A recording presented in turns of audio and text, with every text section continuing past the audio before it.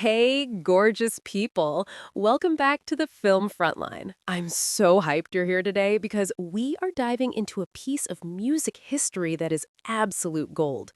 We are talking about the highly anticipated documentary hitting Prime Video, Paul McCartney, Man on the Run. If you thought you knew everything about the iconic Beatle, grab your iced coffee and buckle up because this doc is spilling all the tea on an era of his life that was messy, vulnerable, and completely transformative. Let's get right into it. So, Man on the Run is directed by the brilliant Morgan Neville, the absolute genius behind 20 Feet from Stardom.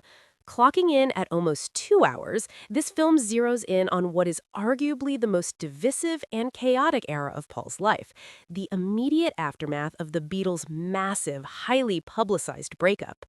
Imagine being at the absolute peak of global pop culture, and then suddenly it's just over.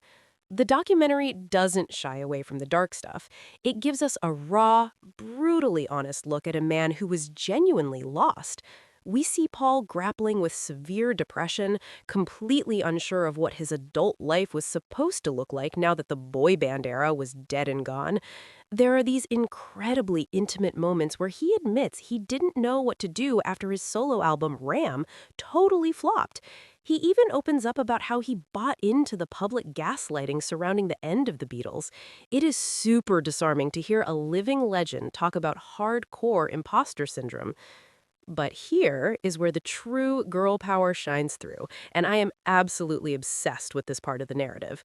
Linda McCartney. Linda wasn't just a muse, she was the anchor and the absolute catalyst for his comeback. The film highlights how instrumental she was in pulling Paul out of his funk. They brainstormed together, built a completely new sound from the ground up, and eventually formed Wings. The doc is packed with a treasure trove of rare, never-before-seen archival footage and photography. For you hardcore fans, there are so many visual Easter eggs. You literally watch him feeling out keys alone in a room, trying to rediscover his magic before defining a whole new decade of music. Now, let's talk about the execution and the cons, because we don't do sugarcoating here on the front line. The pacing is a bit of a roller coaster. At 115 minutes, it moves super briskly through major life events, and it honestly could have used a little more breathing room. While we get the emotional weight, the film sometimes glosses over the gritty, behind-the-scenes drama, like the constant lineup changes in Wings. Mentioned, but never really unpacked. And while the heavy political undercurrent of the 70s is touched upon, especially for an artist writing music during wartime, the documentary rarely challenges Paul's choices during that era. It surfaces heavy moments like John Lennon's tragic death with a lot of care, but it doesn't always pull the curtain all the way back for that gritty, definitive portrait you might be craving. All right, it is time for the film frontline.